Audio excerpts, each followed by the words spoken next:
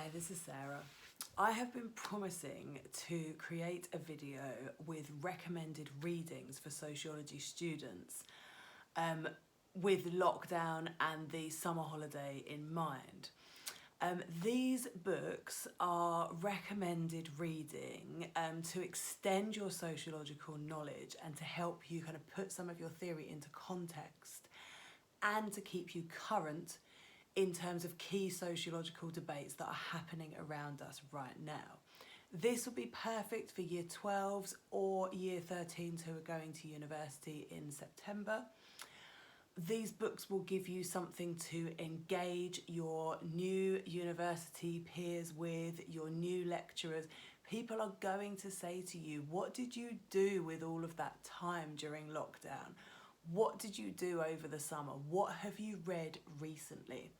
So this may be for year 12, something that you want to include in your UCAS personal statement, where you will maybe discuss what you really took from reading one of these books and how that then linked in with your studies or linked in with your desire to study sociology at university. You can order these books on websites where you can get some really good deals, Amazon sometimes, Abe Books, ABE. There's lots of different ways that you can pick up secondhand copies of these books, but you can also get audio books, which means if you want to be able to listen to them, maybe while you're traveling or while you're relaxing, then that might be something that some people prefer to actually reading the book. And you may also, if you have kind of a group of friends who want to read the same book together, you could take turns in recording audio chapters and sending them to each other. So there's lots of creative ways that you could make reading one of these books over your summer even more engaging and more doable if you feel like reading a high-level text is quite challenging for you. There's lots of ways you can approach that in a way that kind of scaffolds it to make it more approachable for you. I'm personally, the first book on the list, I'm reading it with a group of sociology teachers, and then in a couple of weeks' time we're having an online kind of book group meeting where we're going to get together and talk about the key themes and how that book changed our development and our thinking. So that might be something else that you want to do online, or even a socially distanced meet-up in a park, you know, to talk about one of these books. So first book on the list, and this is a book that I'm sure you would have heard people talking about at the moment, Why I'm No Longer Talking to White People About Race. So this is by Ration Education. And this is absolutely a current book at the moment. It's been around for a while, but with the Black Lives Matter movement being so prominent at the moment, this has really been talked about a lot through kind of social media and other channels at the moment. So this is a fantastic link in to lots of your topic areas because race and ethnicity come up a lot. This will really help if you're thinking about institutional racism, racism in education, and really thinking about kind of in sociology, it's those very small things sometimes, isn't it, that have a big impact.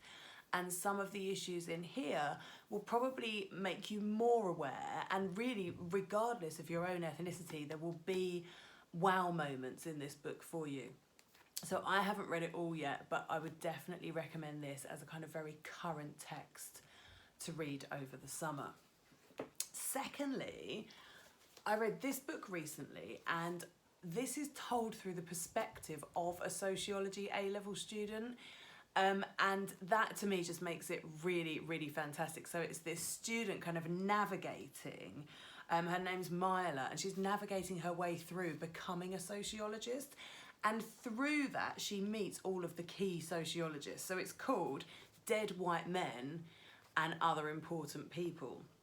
And it's by Angus Bancroft and Ralph Fevre, okay? And this, it's just brilliant because especially even if you were a GCSE student now and you were coming into sociology, this would be a fantastic read. It's very readable. It's written as if it's fiction, but it does introduce all of the key sociological thinkers. So the kind of chapters, each chapter kind of has a sociological lesson for you, really. So let's give you an example. There's a chapter called In Two Acts, And this chapter is all about, can sociology make you a better person? And it talks about respect and codes of honour, and then that brings in Pierre Bourdieu and his ideas of disposition and habitus. Talks about social capital, being the rules of the game, you know, and habitus and language as an instrument of power. So this really gets some of those key debates, and it really breaks them down and puts them into a really digestible and real, you know, this sixth form student kind of grappling and trying to work out what is meant by being a sociologist. So I'd really recommend that.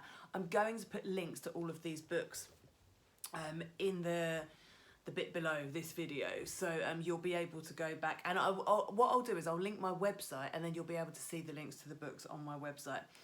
So if you are a year 12 or year 13 sociology student, there is no way that you have escaped coming across Deborah Udell and David Gilbourne's work. So you probably cite them in education when you're talking about race and ethnicity, when you're talking about institutional racism, or when you are discussing in your essays disparities in achievement with regards to ethnic groups. But you may also refer to them when you're looking at the A to C curriculum. So they do fit in as well with marketisation.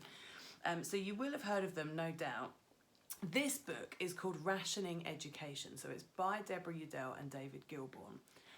And the reason I think this is a fantastic book for a sociology student to read is it has the live research that was done. So these are kind of ethnographic studies, lots of interviews.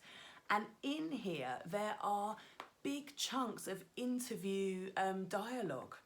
So there are school pupils in, I think it was a London comprehensive school where this study was done, school pupils speaking openly to the interviewers about institutional racism, about what being a black pupil feels like and how they perceive the racism. And they even say in this, you wouldn't think this was a racist school if you popped in for one day, but when you experience it over time, you start to notice these kind of key patterns and these kind of hidden institutional racist kind of policies or results of policies.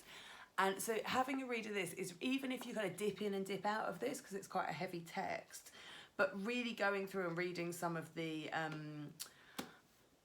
interview dialogue is really, really worthwhile, because you can think of it from an education point of view, but you can also think of it from your research methods point of view and the methods that they've used. And that then gives you examples to use in your essays.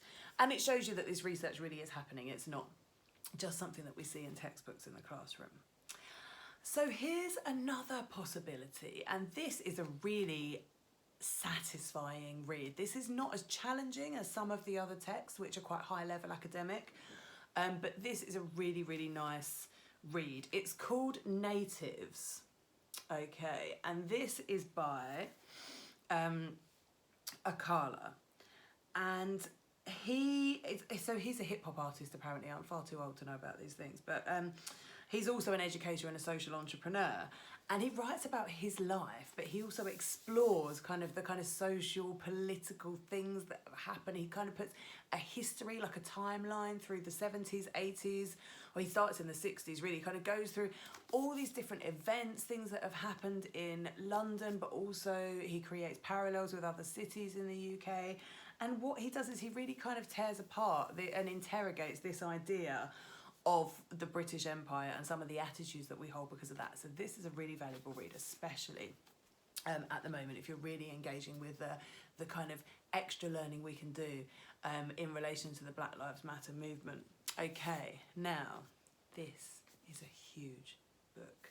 This is one of the most classic texts in sociology, and this is Simone de Beauvoir's book, The Second Sex.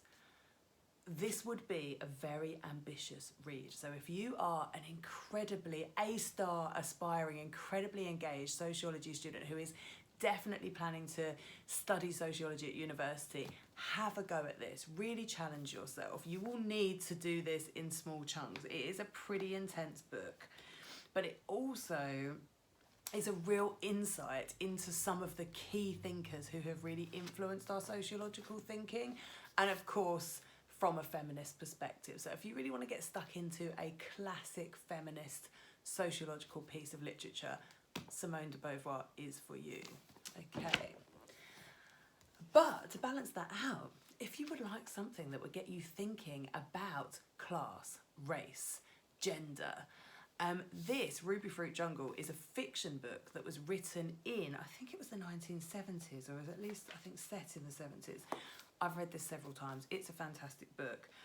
It is about a young teenage girl. She talks about her race experiences as a black pupil, but she also is discovering her sexuality. And there's a whole load of sociological threads kind of running through this book as you follow her story. And at its time when this was released was an absolutely groundbreaking text. So this isn't a kind of academic sociological text, but this is something that anyone, if you speak to anyone who is a sociologist, they generally would have read and be able to comment on this book. So this is, you know, a really, really interesting one. If you're happy with a bit of quite explicit exploration of someone's sexual journey, if you're okay with that, then this is absolutely the book for you. Maybe check with your parents if you're not too sure whether they'll be happy with that. But, you know, have a look into it. It's really got some very good sociology to analyse.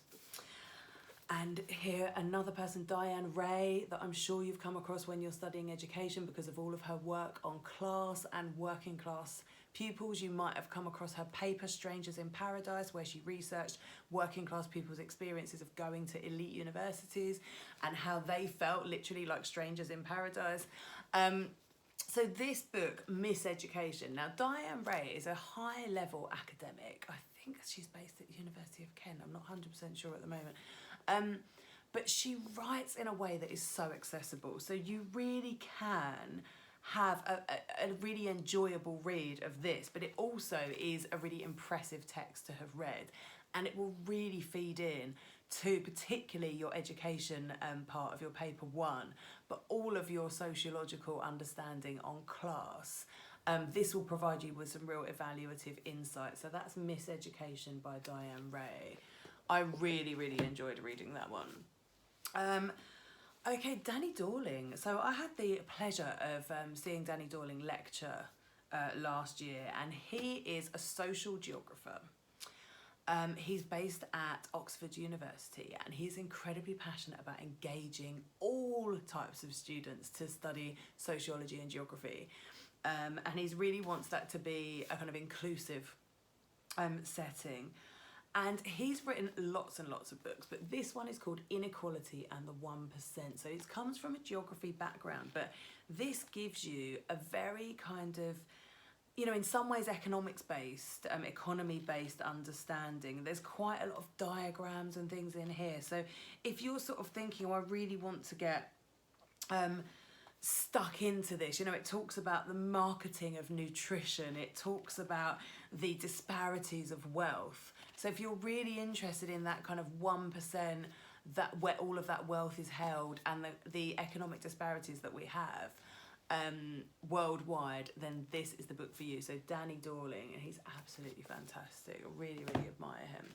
So we've got 2 books left, and this one is called Liberating Motherhood. So if your favourite topic area so far of sociology has been the family, this is the book for you. Vanessa Lorenshaw, who is an absolutely fantastic writer, absolutely fantastic person as well. I was lucky enough to go to school with her and still in touch with her now.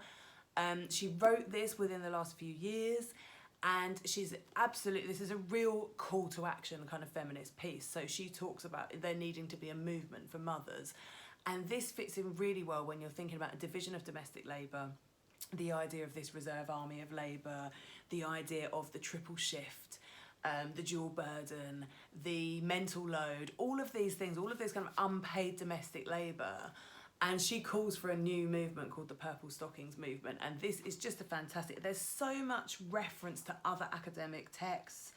There's so much reference to and quotes from different people, different sociologists, covers all sorts of, you know, everything, pregnancy, breastfeeding, love, relationships, but, you know, economic things like GDP and that kind of thing as well. So there really is a lot you can get stuck into here, and this would really enrich your understanding of women's position in the family. So I'd really recommend that. It's a lovely book to read. And finally, this was a gift, and I was given this by a fellow sociology and economics teacher, and a friend of mine, he gave me this for my birthday, and this is absolutely fantastic, and I had never heard of it before. So it's called Moxie, and it's by Jennifer Matthew. Okay, and this is a fiction. It's a very light read. If you are looking for something that is really not too challenging, but you want to read something that makes you think about sociology, this has got lots of images, lots of pictures, lots of kind of diary entries, and this is written in the voice of a teenage girl who becomes part of a feminist movement within her school, and she suddenly starts to notice the kind of sexism in the classroom, even from the teachers, and the kind of sexism that's allowed in the classroom from the boys that she's at school with. And it really, I mean, there's a bit of foul language in here, so check with your parents if you think they may or may not be happy with you reading that. But it's a very, very frank discussion of feminism and of activism, and that is a really enjoyable summer read. So you could pair this with kind of a more academic, more hard, heavy going text, and that would be the kind of perfect summer. You could dip between the two of those. So if you have any questions, drop me a line beneath. I will link to my website, which will have links through to all of these books, and it will remind you of the cover, the title, and the author. And please, sociology students, do think about taking on a significant read over this summer, not just to build your ability to be evaluative and be critical and to have a broader range of understanding for sociology, but also because being able to engage in discussions about what you've read recently, whether that's through university interviews, whether that's, Oxford, Cambridge, if you're going to interviews and you want to study social sciences, you're going to be expected to really be able to show a curiosity for learning. And so even if you read a text and you say, well, I didn't really get all of it, but this bit really struck me and I want to find out more about that, that's what those universities are looking for at interview. And it's what they're looking for to see coming through from your statement. So please engage with some sociology this summer, and I promise you won't regret it. Enjoy.